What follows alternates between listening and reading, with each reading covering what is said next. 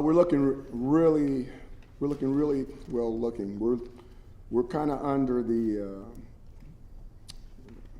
I'm not going to say the flu bug, but banged up a little bit. We don't know exactly where some of the guys are as far as the injury report. We're going to be meeting with a lot of those guys later on tonight with the doctors, because the doctors have to work their full days at their hospitals, and in the afternoon they'll get here. And then sometime tonight we'll kind of know where some of those guys that are banged up are at. As far as that goes, Florida State, very explosive football team. Cam Akers is one of the top backs in the ACC, and rightfully so. The guy literally breaks a lot of tackles by himself. It's really hard for one guy to bring him down. Blackman's doing a nice job with their offense. Terry, the receiver, is really good. Their defense is extremely large. Big people on the inside, very difficult to move in the run game. Corners are very talented. Safeties are big hitters. So they are a defense full of 4 and 5 stars, guys that have played a lot of football against us, or guys who have played a lot of football at Florida State and have waited their turn to become a starter. Big task going down there. I'm not sure if we've ever won down there.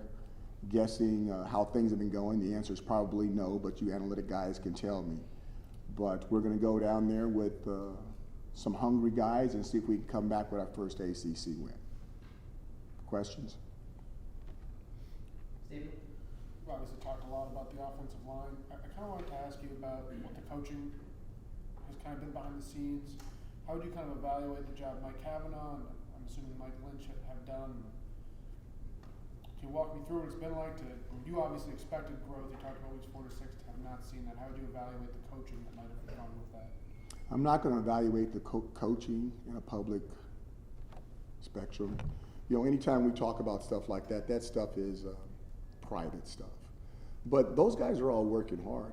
There's 2 ways to make sure you got to have growth. The coaches have to be doing the things that give the kids an opportunity, and the kids have to receive it. And not happy with the growth, but I think there's a lot of reasons for that. Mark? Can you expound on the reasons for that? Because, giving up 17 sacks the last 2 games, I think you mentioned after the game that everyone's job is in jeopardy or on the line on that line. Absolutely, it's been moved around. Some of those sacks are on kids just not targeting correctly. You know, you have to have more than one protection. And you call one protection A and protection B, and you got a kid doing protection A when they're supposed to be doing protection B. It means the guy's running in and no one's blocking him. He's just running in. And then you've got opportunities where you've got wide receivers not doing the things that they're supposed to do, or a quarterback not doing what he's supposed to do. So it's all spread out. To put it on one position is always something that you got to be careful of, especially when you go back and watch the tape. But the thing that we need to do is we need to grow. And we're not growing fast enough for me. Okay, and we need to put an emphasis on that. John? On Saturday, you kind of mentioned maybe seeing some new faces at some point. I was just curious if that's more of a practice thing with guys getting reps with the ones in practice to kind of test them out, or if you're actually anticipating on Saturday we'll see some new faces. I think it might be both. I mean, obviously we're going to do some things differently in practice. These more people are going to get more opportunities, and what they do with those opportunities in practice will let us know whether they're going to get an opportunity in the game. Have they been getting those opportunities as the season's kind of been going on, you think, or is it more of a shift now? What was the last thing you said? Like, is it more of a shift to guys getting more opportunities in practice specifically this week than they've gotten in the past? You know, at certain positions, it's really important for the continuity of things to be working with a certain group of guys next to you all the time, because that's the best way to do it. Now I think we're at the point where we're willing to break up that continuity to make sure that we have the right people in the right spot. After watching the tape, what did you like from Clayton? What still needs work? Say the last part again. What did you like from Clayton's performance after watching the tape, and what still needs a little bit of work? Well, he didn't have a complete game. Let me start with the back part of it. There's obviously things he needs to do better. But I thought from him getting in there for his first full body of big work, I thought he did a nice job. You know, obviously it was the second longest pass play in the history of Syracuse football. That's kind of interesting. But, He did good things and he did bad things. The things you got to remember once again is anytime you get a backup quarterback in a game like that, and then he's going to play his next game, they don't have any tape on him in the first game. They have tape on him in the second game. And the more tape, the more you play, the more people have a book on you, and you can't stay the same. If you stay the same, they're going to run you down. You have to continue to get better. And hopefully he will. Matt, you know, I know the results haven't been there in recent weeks, but do you feel like the effort is there? And with that effort, you feel like you can be an effective coach? I do. I look at, I don't think the guys have quit. You know, that line that people try to say all the time, we've been in all the games. Okay, I don't think there's a game we've been out in the ACC that we've been out of. And I'm proud of that part. But, you know, being close is, you know, some people think that's really cool, but we're not in it to be close. You know, everybody here wants to get a win as much as the next guy, and we're going to do whatever we've always done, or we will change and do some things that we've never done to try to find a way to find that first win. What's your assessment of the landscape of offensive line recruiting nowadays? I mean, a lot of the talent, like most positions, I think, is situated farther south. Mm-hmm. So, what are the challenges of recruiting that position for you guys? See, I really believe when it comes to the Northeast, that's one of the positions that you can get good players at. Now, I do think that there's a lot of schools in the Northeast that are battling for a lot of the same guys, but traditionally over the history of this game, some of the better offensive big guys and better defensive big guys have come from the Northeast. I don't think that's one of the downfalls of this area. I do think we need to, it's a position that has a lot of opinions, and you're really judging, and I'm saying offensive line and defensive line when I say this, is that you're judging big guys playing against little guys. When you're a 6'5" guy in high school, 260 pounds, you're not playing against, you may play against one guy as big as you. So they're always pushing around smaller people. And they really don't get to see people their size until they step on a college university and everybody looks like them. And then you really kind of find out where they're at a little bit going against people their own size. And I think that's where some people may have misses. But you've got to, there's things that you can do to try to eliminate those misses to make sure that you're right more than wrong and that they're good more than bad. Do you feel like you've missed a lot? I'm not saying that. What I do feel like is that we've got a bunch of young guys that are playing a bunch of older guys, and they need to continue to develop. The same people that you're talking about now, in a year or two, could be one of the best O-lines in the ACC because of how much they've played together.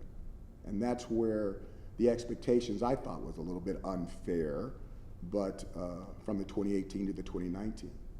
That offensive line in 2018 was legit. You had guys that had played a lot of college football, and they were grown cats. They could walk down the street by themselves, and people didn't bother them.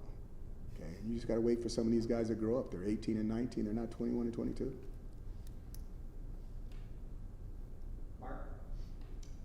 So on the depth chart in this handout that we were given, Tommy is listed as the starting quarterback.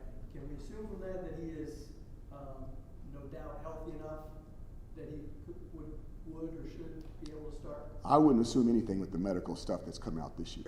Yeah. I wouldn't assume anything. But if he's able to go, we're going to play him. I mean, he's our best guy. If he's not, we'll play somebody else. The one thing I don't want to do is ever put anybody out there that's hurt. I'm not going to do that. So if they're good, they're good. If they're good and they get hurt, then we'll play somebody else. Has your outlook on redshirting McKinley Williams changed since I asked it like 3 weeks ago? Again, I'm not going to talk about that because that's kind of house stuff. Okay. And we're going to keep evaluating. It's a good question to keep asking, but right now I'm not going to talk about it. We saw him out of the walking boot, like, has he been cleared to practice? He has not practiced with us yet. Okay. You know, I think it's got to be somewhat unique that Florida State has a bunch of 4- and 5-star recruits, yet they've struggled quite a bit the last couple of years. Does that kind of go to show that recruiting is kind of a crapshoot? Recruiting's always been that way. And if you could, the hardest thing about a recruit, the hardest thing about any person is that what kind of heart do they have inside? And how much do they really love what they're doing? How much do you really love what you're doing? You know, somebody can be okay at your job, but if they don't have a great love for it, when it gets hard, when it gets tough, when it's a hurricane outside and someone's got to go out there and do the news, how much do they really want to do it? And I think that's the biggest thing about recruiting. And if we could judge that, if we had something that could judge that, we'd probably be making a lot of money doing a lot of other stuff. But recruiting's interesting, and I enjoy it. I think that the longer you're in, and the more you get to meet people, they give a certain aura, and if you get the green lights, that you go on. If you get the yellows and the reds, you better do more homework. And you're not going to be right all the time. You just have to be right most of the time. Time for some more questions? Mark? So last week, you were talking about how you were excited about the second half of the season and to see where these guys were.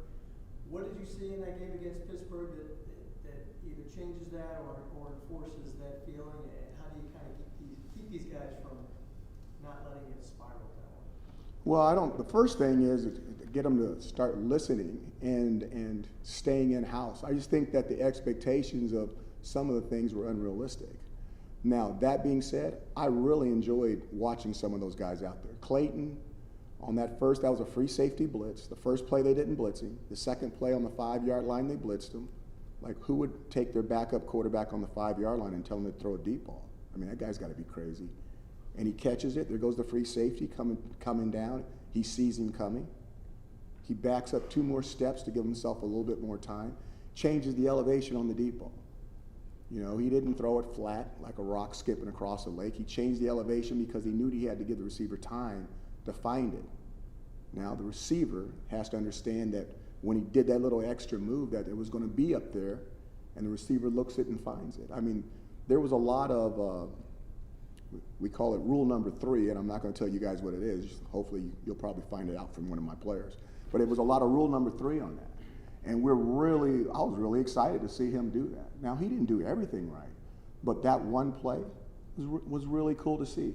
To see Chris Elmore, okay, to see him get his first tackle for loss, playing both ways on both sides of the ball and making a big play right there. That was good stuff. That was really good. And Josh Black played a nice game. He's been around a lot, but a lot of people don't notice the game that he plays inside. And Josh Black is playing at a high level of football for us. So there was a lot of good. I thought Abdul Adam had a cut block that was classic. I mean, absolutely A+ on it. And he's done that before. But to see him completely execute it exactly the way it was demonstrated in camp in August and have that show up in a game, those are the type of things that we're looking for. There was positives, there was negatives. When we talked about it on Sunday in here, we showed them all that stuff. We showed them all the stuff. We show them the good and the bad, how close they are to winning, and how this much. It doesn't seem like a lot, but it's huge when you got 105 people doing a little bit more. And I don't think we're going to fall apart. I think we're going to come closer together, and we need that first break. And we don't know where it's going to happen, but we're looking to the horizon, and we have the faith that it's going to happen. Last question, Andrew. Sort of went with Clayton, create a little bit of a run game last weekend. Like you said, there's tape on him now, so that might not be just like a put Clayton in and open up the run game. Do you have anything else you're sort of looking at to open up the run game? Any sort of ways to maybe more specifically include Mo and Abdul in the passing game, sans the run game? Sort of how are you sort of approaching that and keeping that open without? You got like the entire state of Florida and Tallahassee waiting for my answer on that. You know, this is what we need to do. As coaches, we need to try to find ways to put our best players in position to help us win, whether that's offensively, defensively, on special teams. And then when you put them in that situation, you have to hope, okay, and have faith that they're going to execute. The first play of the game, that play we watched that, I don't know how late at night. We're saying, we're going to have a chance to score a touchdown in the first play again. And we didn't tell the players that because we don't want them to have all that energy on that play. But that play happened exactly the way we thought it was going to happen. The throw was where we thought it could be, And I can say the young man dropped it, but that's not like him. That's a happening. I mean, for him to drop a ball like that, I'm not going to get mad at him, because over the long haul, his percentage is extremely good, okay? So it was unfortunate, but that's what our job is, to go back and find those situations. Evan Foster with the opportunity to get the interception. We didn't know that was going to happen. That quarterback never saw him. He was in the exact same situation that Tommy DeVito was in versus Clemson. He never saw him. He didn't try to throw that ball through Evan. He literally didn't see him standing there. And if Evan catches it, it could be a different game. You know, so football is fun to be, because all this stuff comes into it. You guys really think, oh, he's sitting there and he's just, no, it's exactly the opposite. I get excited because that stuff is fun, and that stuff is football. And that's what makes our game so great, that it's like that. And that, watch this, and that good guys on people's teams can get hurt. Okay, not the sick part of it, but now other guys have to step up and come in. And as a coach, that's why you have to coach your entire room, because you never know when the next guy is going to be up. And that energy and that camaraderie and that staying together and having faith, belief without evidence, is what, to me, is what makes football football. So we're excited about our opportunity. You know, it might be a David versus Goliath type situation, but last time I checked the history books, I think it happened once. You know, maybe it might be able to happen again. Thank you, guys.